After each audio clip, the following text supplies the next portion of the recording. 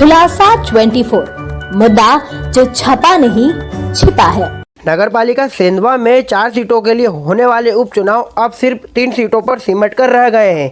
जी हां, सही सुना आपने। सेंधवा शहर में राजनीतिक उठापटक के बीच चुनावी घमासान शुरू हो गया है। साथ ही आगामी 6 मार्च को 4 सीटों पर होने वाले उपचुनाव अब सिर्फ 3 सीटों पर सिमट कर रह गए हैं। इसके साथ ही भाजपा और कांग्रेस के खेमे में आरोप प्रत्यारोप का दौर भी शुरू हो गया है। हमारे जैसों के पास आओ कभी। हम बढ़ते ना, हम बढ़ते जब निकला के बताओ भाई।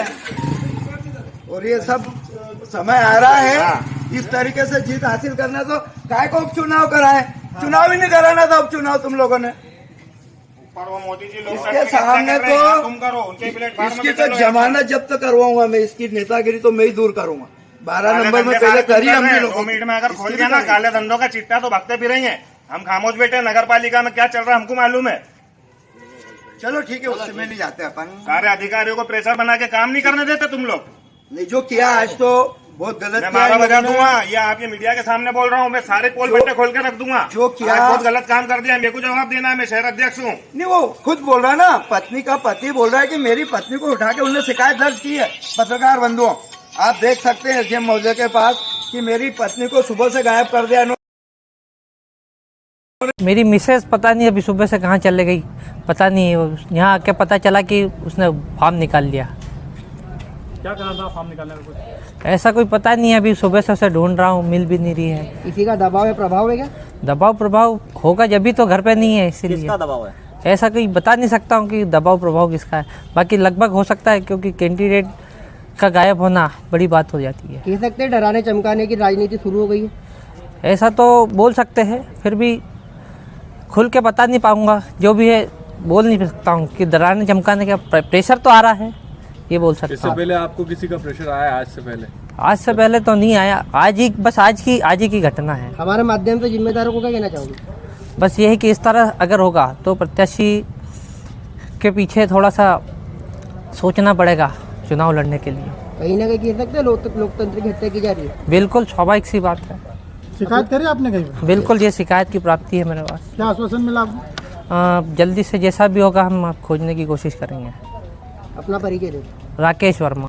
मिली जानकारी के अनुसार वार्ड नंबर 13 से कांग्रेस की महिला प्रत्याशी रेखा वर्मा के फार्म विड्रा करने के बाद चुनावी माहौल गर्मा गया। वहीं इस पूरे मसले पर कांग्रेसियों ने महिला प्रत्याशी के फार्म वापस लेने को लेकर सोची समझी राजनीतिक साजिश के साथ भाजपा द्वारा महिला व उसके पति पर दबाव डालने की बात भी कही है। आपके प्रत्याशी द्वारा नाम वापस लिया गया है, क्या कारण?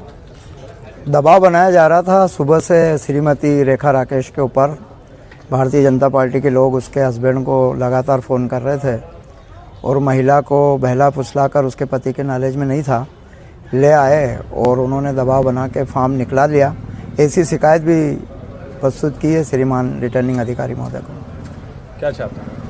हम चाहते हैं इस तरीके से लोकतंत्र की हत्या होगी तो फिर चुनाव ही नहीं कराना चाहिए, सीधा भारतीय जनता पार्टी को विजय घोषित कर देना चाहिए सरकार ने, ताकि। किनका दबाव है?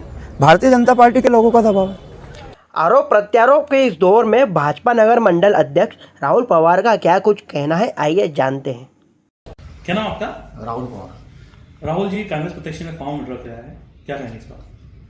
जिस प्रकार से कांग्रेस पार्टी ने वार्ड नंबर 13 से जो प्रत्याशी बनाया था, ना तो वो कांग्रेस पार्टी का सदस्य था और अपनी कांग्रेस ने अपनी हार के डर से एक नए आदमी को उम्मीदवार बनाया था। उस उम्मीदवार को पता था कि मेरी हार निश्चित है, इसलिए उसने स्वयं उसके प्रस्ताव में जाके अपना फॉर्म विड्रॉ किया। कांग्रेस द्वारा भाजपा पे आरोप लगाया जा रहा है कि प्रलोभन देकर फॉर्म विड्रॉ किया जा रहा है, दबाव बनाया जा रहा है उन पर। भाजपा द्वारा किस प्रकार का प्रलोभन दिया गया, इसका या तो कांग्रेस सबूत पेश करे। अपनी हार के हजम नहीं कर पा रहे, इसलिए भाजपा पर आरोप लगा रहे हैं। दूसरा, जो कांग्रेस के मंडल अध्यक्ष ने पिछले दिनों बाइट में कहा था कि गलत फहमी में नहीं रहे, अब आप गलत फहमी मत रहिए, हम तीनों सीट भारी बहुमतों से जीत रहे हैं और जनता ने हमको आश्वासित कर दिया है। जो हमारी नगर पालिका ने विकास कार्य किए, उनको देखते हुए हम तीनों वार्ड प्रचंड बहुमतों से जीतेंगे। वहीं इस पूरे राजनीतिक ड्रामे को लेकर जब अनुविभागीय अधिकारी तपस्या परिहार को अवगत कराया गया तो क्या कुछ कहा उन्होंने, जानते हैं रिपोर्ट के जरिए। एक अभ्यर्थी ने फॉर्म अपना वापस लिया है।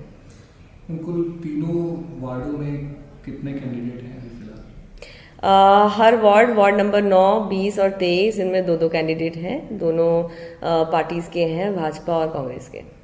तो मैडम उसमें पति का जो आरोप है उन्होंने आवेदन दिया है कि जो दबाव बनाया जा रहा है इसमें, उनकी तरफ से एक आवेदन प्राप्त हुआ है, लेकिन चूंकि जिस प्रकार से निर्वाचन की प्रक्रिया और जो निर्देश हमारे पास हैं उसके अनुसार अभ्यर्थी स्वयं उपस्थित होकर अपने प्रस्तावक के साथ उन्होंने मुझे फॉर्म वापस लेने के लिए आवेदन दिया और उन्होंने वहाँ पर अपने शपथ पत्र भी दिया जिसमें उन्होंने बताया है और मेरे समक्ष भी उन्होंने बताया है कि उनके ऊपर कोई किसी प्रकार का दबाव नहीं था और चूंकि अभ्यर्थी और प्रस्तावक स्वयं आकर फॉर्म वापस लेने का आवेदन देकर गए हैं इसलिए उसे वहाँ पर एक्सेप्ट किया गया।